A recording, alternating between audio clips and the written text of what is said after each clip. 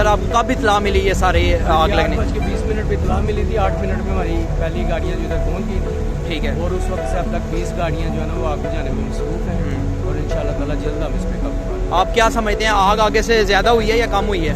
अभी तो कम हो रही है। ठीक है, क्या लगता है आपको कब तक आप इस पे काबू पा लेंगे? टाइम फ्रेम नहीं हम दे सकते, इंशाल्लाह विल ट्राई आवर बेस्ट। अभी कितनी गाड़ियाँ यहाँ पे काम कर रही हैं? अभी 20 से ज़ायद गाड़ियाँ हमारी रेस्क्यू की हैं। सही है। इसके अलावा एयरपोर्ट, ड्राईपोर्ट और गुजरांवाला, गुजरात, नारोवाल, ये सारे ज़िलों की गाड़ी हमारे साथ हैं। चलें sir, hope for best, thank you.